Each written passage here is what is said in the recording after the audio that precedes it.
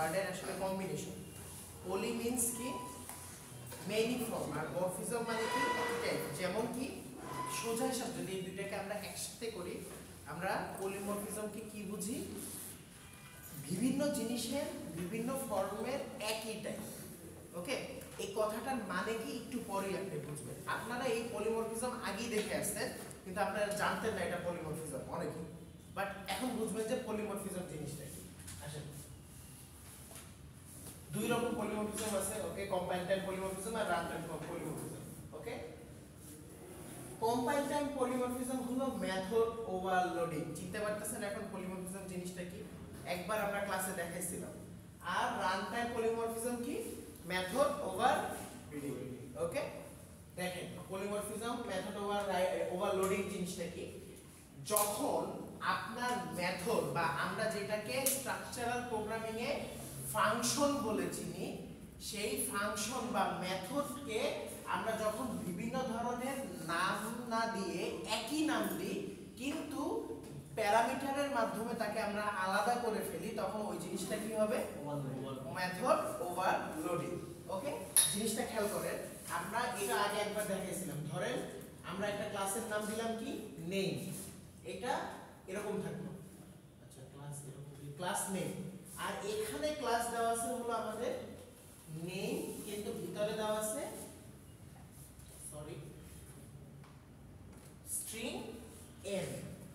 দেখেন দুইটা নাম সেম, কিন্তু এদের প্যারামিটারগুলো ডিফারেন্ট। তার মানে কি এটা মেথড ওভারলোডিং। হ্যাঁ, ক্লাস মেথড আমি বলতেছি মানে আলাদা হিসাবে বলতেছি। ক্লাসের মধ্যে আপনার মেথড দিতে পারেন, ওটা নিয়ে আলাদা, ওইটা টেনশন না। আপনার মেইন ইস্যু যেটা, মেইন ফোকাস যেটা, আপনার একই নামের মেথড থাকবে, ডিফারেন্ট ক্যাটাগরি থাকবে। এখন আপনারা একটা জিনিস চিন্তা করেন যে আপনাদের কেন মেথড ওভারলোডিংটা দরকার হয়। আপনি যখন একটা বড় প্রজেক্ট ধরবেন, যখন আপনারা নিজেরাই জাভাতে প্রজেক্ট করবেন, তখন দেখবেন আপনাদের কাছে 100 অফ ক্লাস আছে। ওকে, এখন ক্লাস যদি আপনারা আপনাদের নিজেদের নাম অনুযায়ী নাম দেন, যেমন কি ধরেন ক্লাস এ, ক্লাস বি, ক্লাস সি, তখন আপনারা না খেয়াল রাখতে পারবেন না বা ট্র্যাক রাখতে পারবেন না যে কোনটার কাজ কি রকম। ধরেন আপনি একটা ফাংশনের নাম রাখছেন কি ডিসপ্লে ফাংশন, যেটা আপনার প্রায় অনেক জায়গায় দরকার হবে, তাই না? Display function. এখন কথা হলো আপনি চাচ্ছেন যে ডিসপ্লে ফাংশনটা এই ক্লাসের আন্ডারে একভাবে কাজ করুক আর এই ক্লাসের আন্ডারে আরেকভাবে কাজ করুক, তাই না? এখন আমরা যতক্ষণ পর্যন্ত ওপি কনসেপ্টের সাথে পরিচিত হই নাই, ততক্ষণ আমরা কি করতাম? ডিসপ্লে 1, ডিসপ্লে 2, ডিসপ্লে 3 এভাবে নাম দিয়ে যেতাম, তাই না? কিন্তু যেহেতু পলিমরফিজম এটা একটা সলিউশন দেয়, সো সে কি করে, আমরা চাচ্ছি যে এইখানে যেহেতু আলাদাভাবে কাজ করবে, তার মানে প্যারামিটারস তার মানে তার ডিফারেন্ট থাকবে। সো ওপি এটা একসেপ্ট করে যে আমরা মেথডের নাম সেম দিব, কিন্তু তার আমরা প্যারামিটারটার মাধ্যমে তাকে আলাদা করে দিব। এই কারণেই নাম আসছে কি পলিমরফিজম, সেম টাইপের জিনিস ডিফারেন্ট ফরম্যাটে দেওয়া, তাই না? সেম জিনিস কিন্তু ডিফারেন্ট ফরম্যাটে। ওকে, এইটুকু কি ক্লিয়ার? এখন আপনাদের এই কি জানি অ্যাডভান্টেজ আমি যা বলছি সেগুলো ইংলিশে বললেই হবে, স্লাইডারগুলো লিখলে হবে, আমারগুলো বললে বেটার। আমি যেগুলো বলছি ওগুলো পয়েন্ট করে বললে বেটার, যে কেন আমরা পলিমরফিজম ইউজ করি। ওকে, এখন দেয়ার আর টু টাইপস অফ, তাহলে রান টাইম আর কি? হ্যাঁ বলতেছি, একদম শেষে বলতেছি run time, compile time, run time একদম লাস্টে বলতে। There are two ways to overload the method in Java. First way কি? Changing the number of argument. Argument মানে কি? প্যারামিটারের ভিতরে এইগুলা কি আমাদের আর্গুমেন্ট। এখানে কয়টা আর্গুমেন্ট আছে? একটাও না। এখানে কয়টা আর্গুমেন্ট আছে? একটা। স্ট্রিং এন দুইটাকে বলছি, একটা। তার মানে কি আমরা নাম্বার চেঞ্জ করে, আর্গুমেন্টের নাম্বার চেঞ্জ করে মেথড ওভারলোড করতে পারি, এন্ড আপনার ডাটা টাইপ চেঞ্জ করে আমরা কি করতে পারি? মেথড ওভারলোড করতে পারি। ডাটা টাইপ চেঞ্জ করে কি দেখতেছি, আসেন সামনে আসেন। আমরা অলরেডি এটা দেখছি, এটা নিয়ে আমরা এতক্ষণই কথা বললাম, তাই না? যে আমরা না আর্গুমেন্ট নাম্বার 1 দেখেন, এখানে কয়টা আছে আর্গুমেন্ট? একটা। পরেরটা পরেরটায় কিন্তু নাম কি মেথড। তার মানে কি এটা কি হচ্ছে আমাদের মেথড ওভারলোড হচ্ছে by changing the number of argument. এইটা বুঝতে হবে। আমি যদি আপনাদের ধরেন শর্ট কোশ্চেন টাইপ কিছু একটা দিই কুইজ বা যাই হোক, সেখানে যদি এরকম একটা উদাহরণ দিয়ে নিচে বলি যে এটা কি টাইপের চেঞ্জ হয়েছে, তখন আপনার বলতে হবে এটা কি মেথড ওভারলোড হয়েছে কিসের মাধ্যমে by changing the number of argument. Clear হয়েছে জিনিসটা? বুঝছে? আচ্ছা, এই যে সময় লাগার কোনো মানে কি হয় না সময় মানে আপনি তো এই যে ডিসাইড করতে হইতেছে আমি কোনটাতে যাব না, সময় লাগে না তো, কারণ আপনার টার্গেট কি, আপনি হলেন ম্যানুয়ালি জিনিসটাকে হ্যান্ডেল করবে না। প্রোগ্রামার কেন এত টেকনিক আসছে, আপনি লুপ কেন আসছে, আমরা তো control V V V V V করে একই জিনিস বারবার পেস্ট করতে পারতাম, তাই না? আমি যদি বলি যে না ওর নামগুলো 10 বার প্রিন্ট করবেন আপনি, ও কি করতে পারতো, প্রিন্ট এফটা কি কতবার কি করতে পারতো, 10 বার কন্ট্রোল ভি করতে পারতো। কিন্তু কেন হয়নি?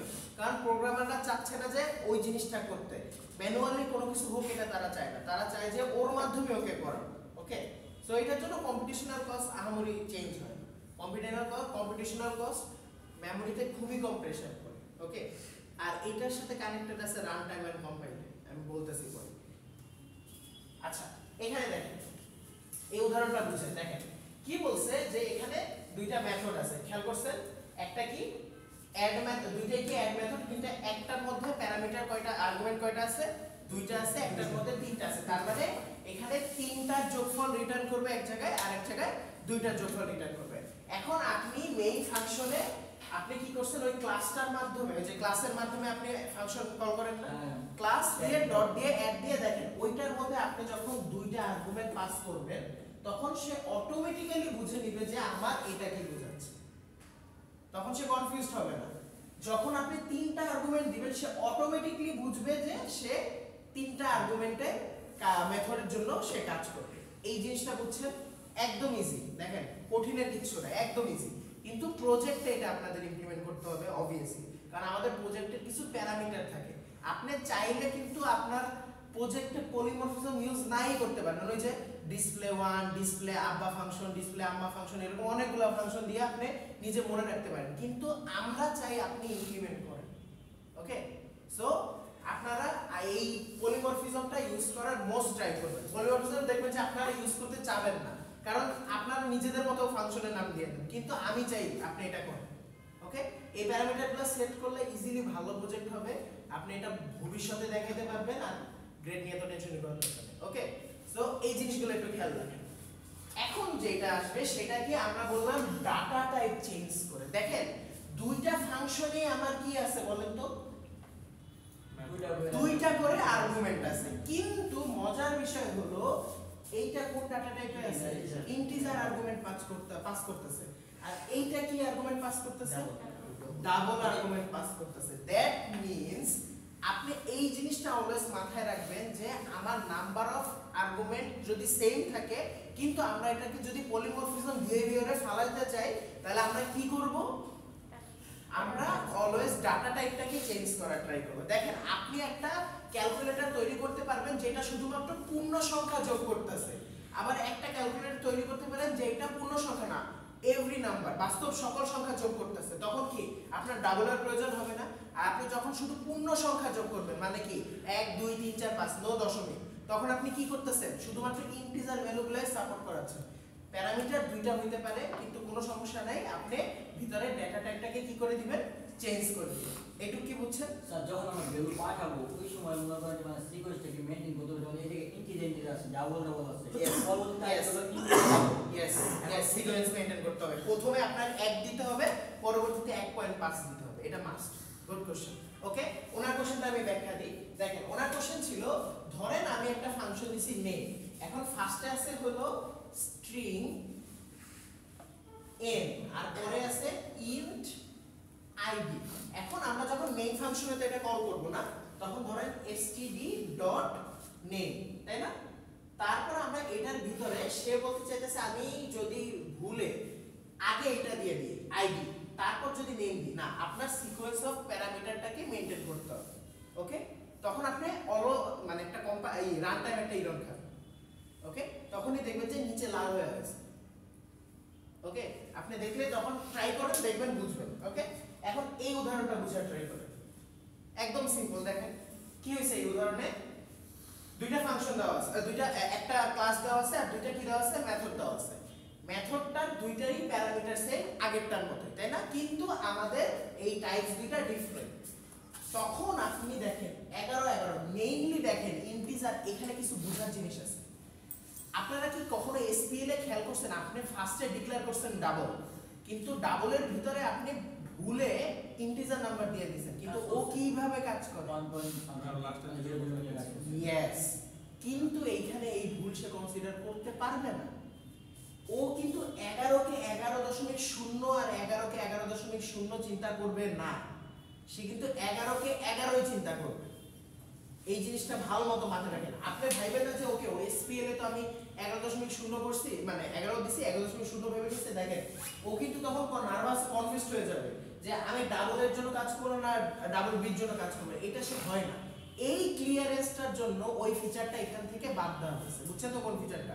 যে অটোমেটিক্যালি সে এটাকে বুঝবে না, আপনি যাই দিবেন, আপনি যদি এখানে 0.0 দেন তখন সে একমাত্র ডাবলের জন্য কাজ করবে, এছাড়া সে ডাবলের জন্য কাজ করবে না। ক্লিয়ার? বুঝতে পারছেন? শিওর?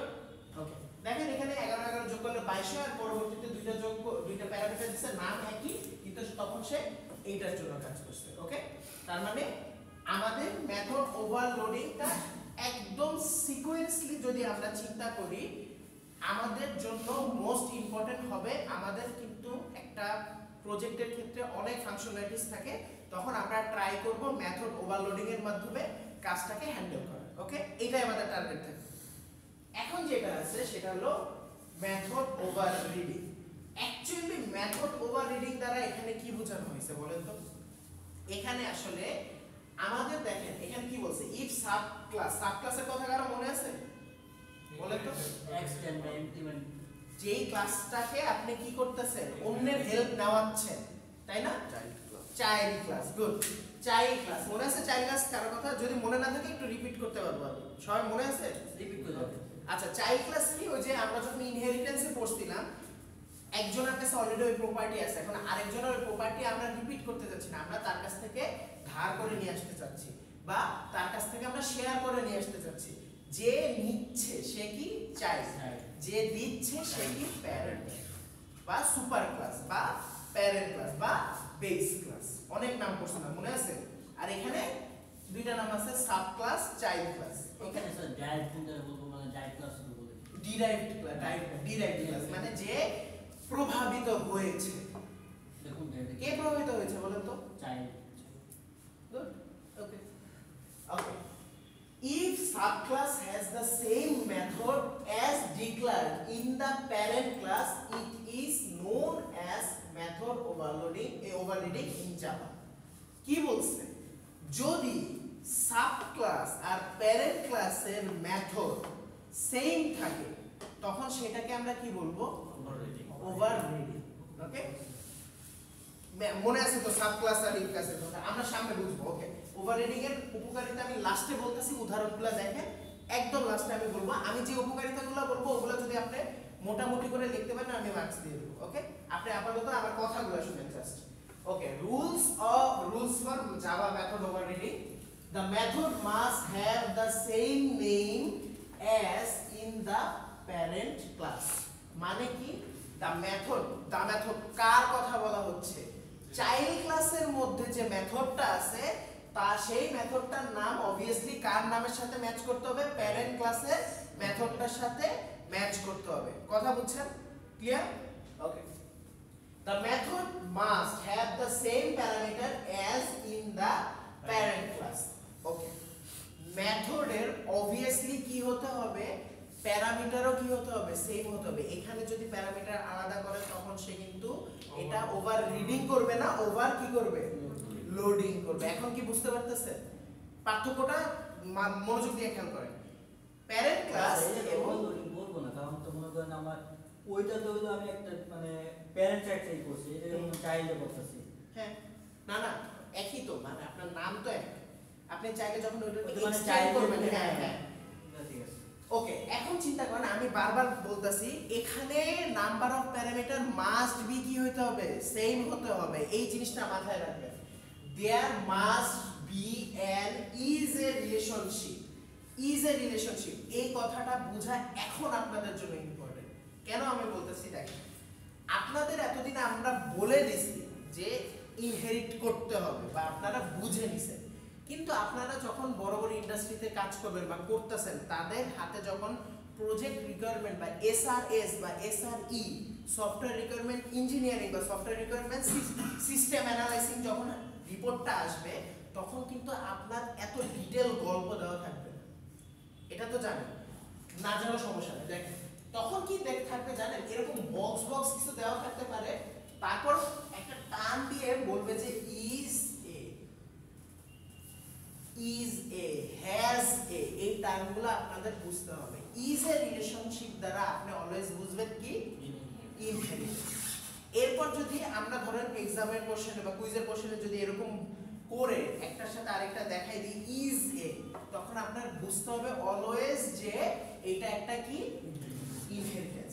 এখন আপনাকে বলি, এটা আসলে এই পয়েন্টটা আসলে আনার দরকারই ছিল না, জাস্ট আনসি জাস্ট ইজ এর কথার জন্য। কারণ কি, যেখানে প্যারেন্ট ক্লাস আর সুপার ক্লাসের কথা, সাব ক্লাসের কথা আসতেছে, তার মানে কি সে তো অটোমেটিকলি ইনহেরিটেন্স রিলেশনশিপের মধ্যে আছে। কেন আমরা এটা আনছি, কারণ এখানে ইজ এ কথাটার জন্য আপনাদের জানতে হবে। নেক্সট টাইম যদি আমরা বলি যে পার্সনের সাথে স্টুডেন্টের, আচ্ছা এটা আপনাদের আমি আরো সোজাভাবে বুঝাই দিই। দেখেন আপনারা ইংলিশ, বেসিক ইংলিশ তো জানেন, আপনারা বলেন তো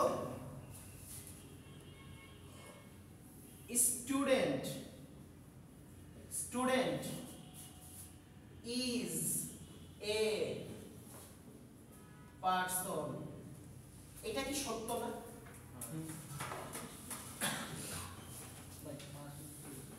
এটা কি সত্য না? জি। লজিক্যালি এইটাই বেশি অ্যাপ্রোপ্রিয়েট না এইটার থেকে? হ্যাঁ।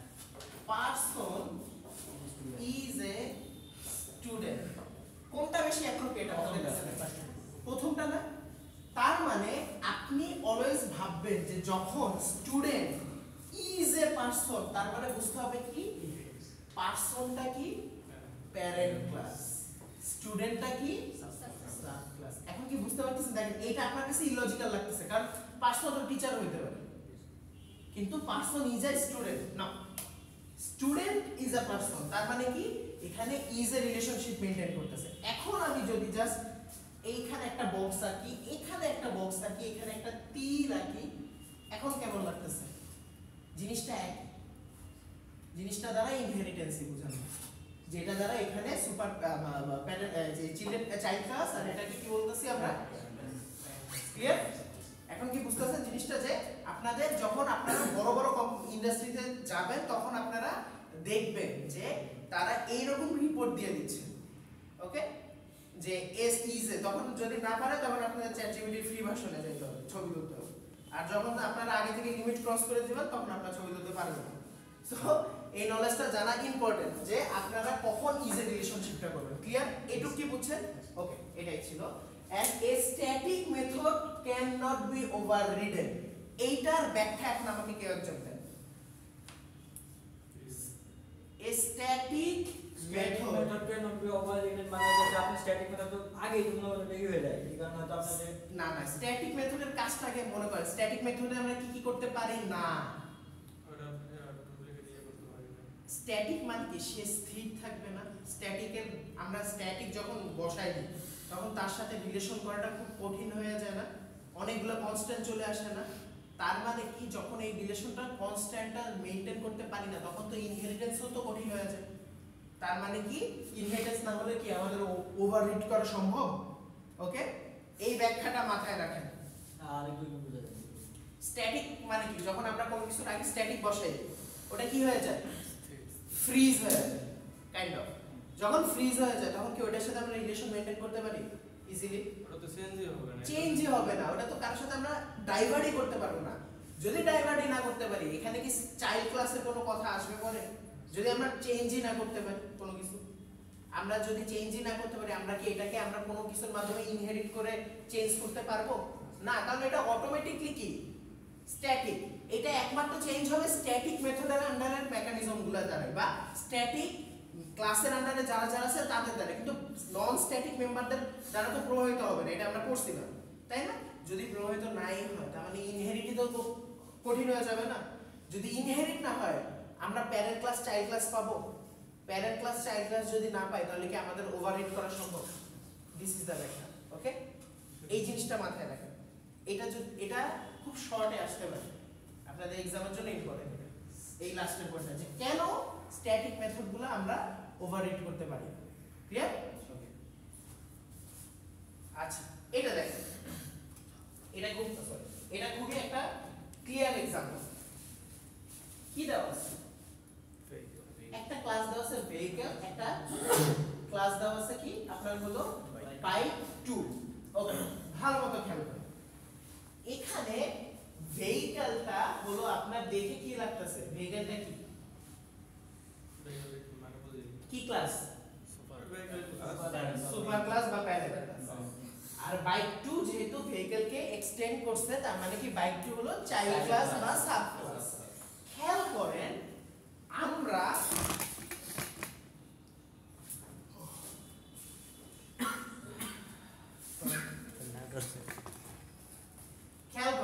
আমরা যখন এইখানে একে কল করতে যাচ্ছি, বাইক 2 কে যখন আমরা নিউ বাইক 2 কে কল করতে যাচ্ছি তখন কিন্তু বাইক 2 এর অবজেক্ট ক্রিয়েট হয়েছে।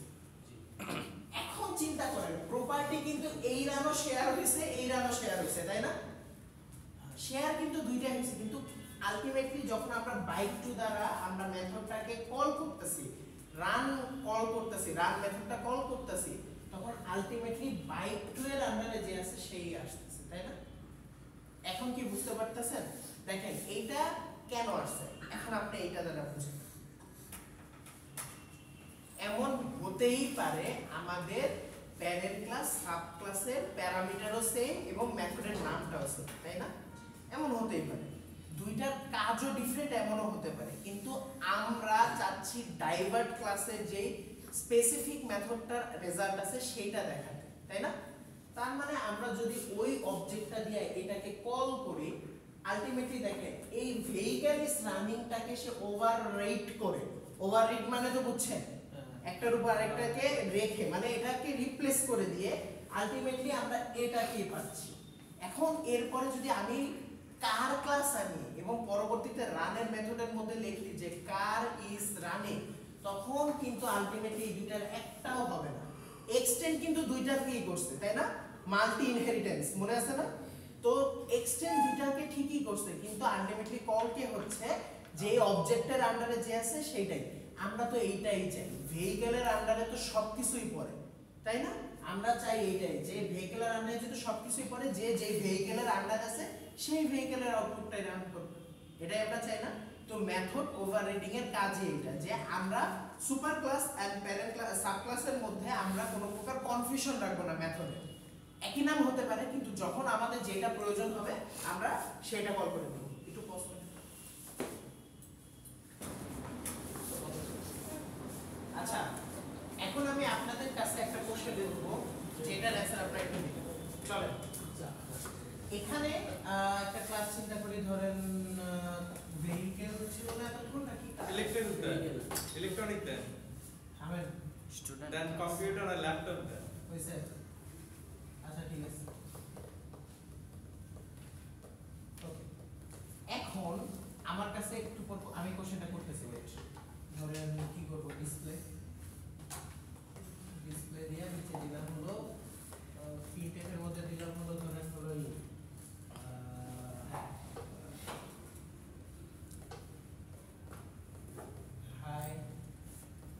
হাই ক্লাস, ওকে। এটা সেকেন্ড ক্লাস হলো আমার কম্পিউটার, না কম্পিউটার। এখন এটার মধ্যে আমি কি দিলাম, ডিসপ্লে এন্ড ভিতরে কি থাকবে আমার হাই কম্পিউটার। এখন আমি মেইন ফাংশনে চলে যাই। চশমা নেন, চশমা মাইকেল আসলে দোকানে আচ্ছা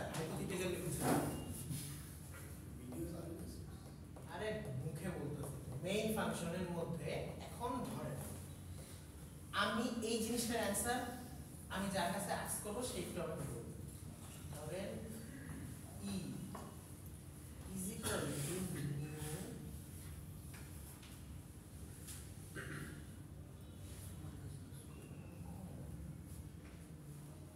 ই dot this. Now answer me output কি আসবে আমি যার কাছে বলবো। আগে একটু ভালো মতো দেখেন সিনারিওটা দেখেন।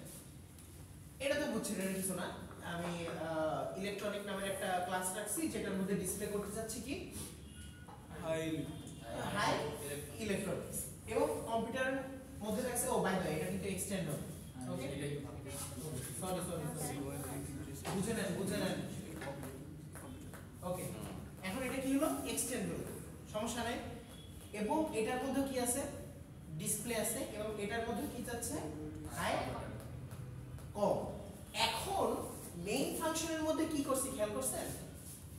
ইলেকট্রনিক থেকে আমি কি করছি অবজেক্ট না খেয়াল করেন, ইলেকট্রনিক থেকে কি করছি পুরাটা একবার একটু খেয়াল করেন, এই লাইনটা খেয়াল করেন। লাস্টে কার কনস্ট্রাক্টর কল করছি? এরপর কিন্তু আমি মেইনলি কি দ্বারা তৈরি করছি অবজেক্টটা কি দ্বারা তৈরি করার ট্রাই করছিলাম আমি বলেন তো।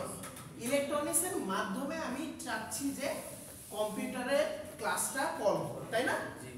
ইলেকট্রন এটার মানে তো বুঝছেন ইলেকট্রনিক এর অবজেক্টের মাধ্যমে আমি চাচ্ছি কি কম্পিউটারের ক্লাসটা আমরা কি করছি কল করছি কার মাধ্যমে এই কনস্ট্রাক্টরের মাধ্যমে। এটা কনস্ট্রাক্টর না মনে আছে তো?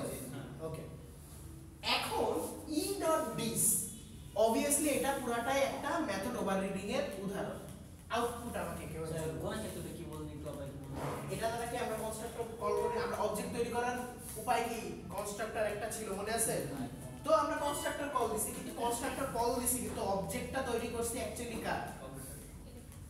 অবজেক্টটা কার তৈরি করছি বলুন? অবজেক্টটা তৈরি করছি কার? এখানে ভালোমতো পুরোটা লাইন দেখেন, সবাই আমাকে একটু বুঝে বলেন, আন্দাজে বলবেন না, পুরো লাইনটা দেখেন। স্যার এই যে স্যার মানে যতটুকু মানে মাথায় আসতেছে মানে এইভাবে মানে একটা দেখলে আমি দেখছিলাম, বাট এটা নাকি মনে করেন যে ওই যে আপনার যে প্যারেন্ট থাকে মানে বেলুন নাকি মনে করেন মানে ই করা যায় না, মানে বেলুনে আপনি মনে করেন যে মানে ওই ইউজ করা বা লাইন আছে আগে সাজান কথাগুলো সাজান, আমি সবারই অ্যানসার দেব, আমি জাস্ট এইটুকের জন্য ওয়েট করতেছি, আমি আপনাদের কাছ থেকে অ্যানসার চাচ্ছি। এই জি স্যার এগেন কি অ্যানসার চাচ্ছে? আমি আগে এইটার ব্যাখ্যা চাচ্ছি আর এটার আউটপুটটা চাচ্ছি। কে দিবে? না না আপনি না, কাফি বলেন তো।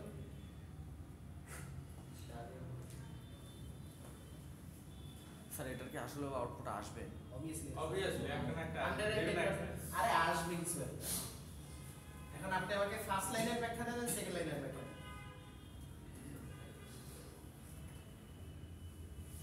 ভাবি রেফারেন্স রেফারেন্স করে কাছাকাছি আসছেন, রেফার করছে কোন একটা। ওকে সমস্যা নেই, রেফার এত কঠিন ওয়ার্ড ইউজ করেন না, বুঝছি আপনি মানে স্টাডি করছেন।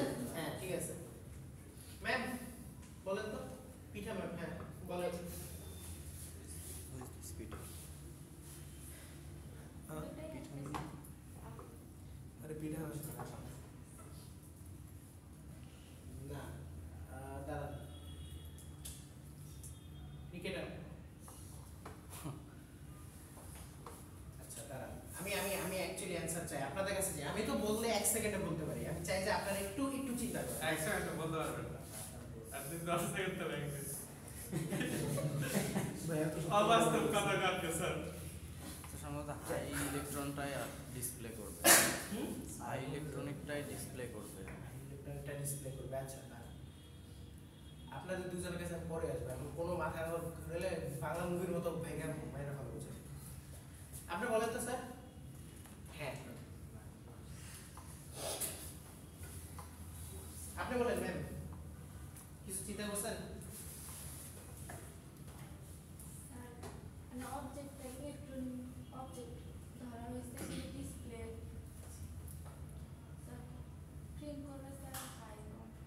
ব্যাখ্যা দিতে পারবেন কেন? স্যার রেফার করে দিয়েছে এই জন্য ইলেকট্রনিক বলে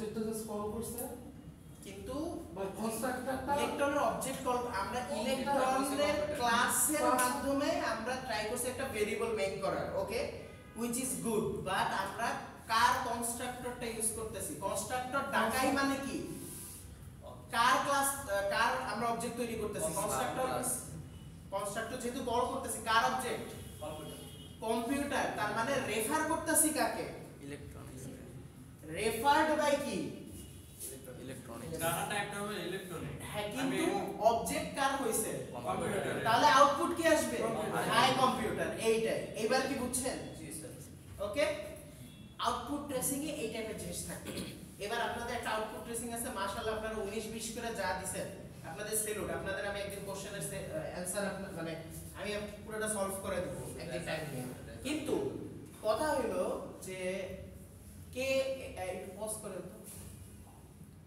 তো যদি আমি এইটা না দিয়া এইটুক দিয়ে দিই আপনার পারতে হতে হবে কারণ এইটাই হলো এসআরএস এর একটা পার্ট আপনারা যখন কোডিং করবেন আপনারা ইনশাআল্লাহ যখন বড় হয়ে ভালো জায়গায় চাকরি করবেন বা ভালো নিজেদের স্টার্টআপ দিবেন তখন দেখবেন যে বাইরের প্রজেক্টগুলো নিয়ে যখন কাজ করবেন তারা রিকোয়ারমেন্ট এভাবে দিচ্ছে তখন আঁকড়ে তাকায় থাকলে হবে না কি হইছে তীর খেয়াল করতে হবে কি হচ্ছে ইজের রিলেশন আপনার নিজের বের করতে হবে নিচে এইগুলার এইটুক দ্বারা কি বোঝাচ্ছে এটা আপনার বুঝতে হবে ওকে আমি আপনাদের বাসায় আমি এইটা আপনাদের নিজে আমি বলি আপনারা তো নিজেদের এটা নিজেরা দেখে আমাকে দেখিয়ে দিবেন কিন্তু আমার আপনাদের কাছে রিকোয়েস্ট এটাই থাকবে আপনারা এটা পুরোটা করে আমাকে নেক্সট দিন দেখাবেন আমি প্রত্যেকের প্রবলেম সলভ করে দেব যদি কেউ বুঝে না ধরেন আমি এই জিনিস এই ফ্লোট কি বুঝি নাই আমি ফ্লোট বুঝাই দিব কিন্তু আমি চাই যে আপনারা একটু এটা আমাকে সলভ করে কালকে দেখান মানে নেক্সট ক্লাসে দেখান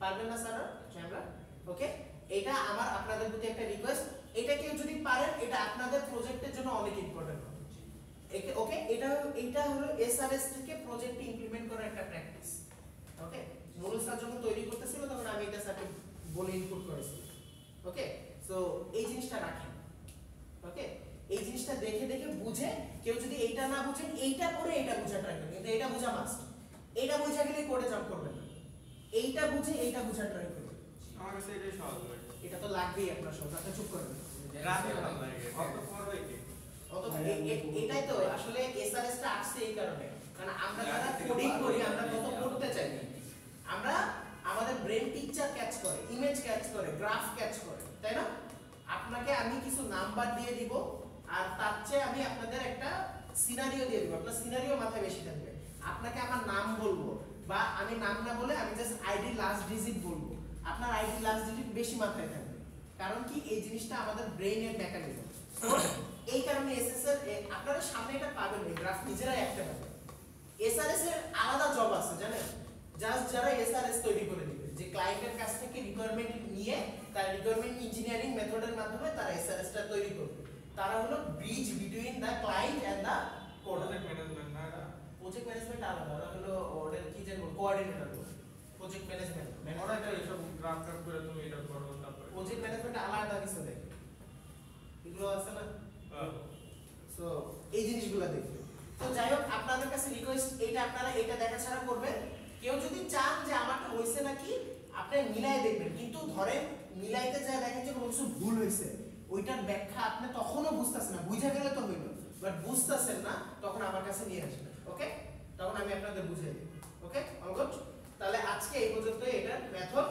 আপনাদের পলিমরফিজম এটা আপনাদের প্রজেক্টের ক্ষেত্রে আমি চাই যে আপনারা ইমপ্লিমেন্ট করুন ওকে ঠিক আছে আর আপনাদের আইডি লিখে দিয়েছেন এই যে ওকে আর আপনাদের কিছু আমি 2-3টা মেকআপ ক্লাস অনলাইনে নিতে পারি বা অনলাইন না মানে আমি এক্সট্রা ক্লাস নিতে পারি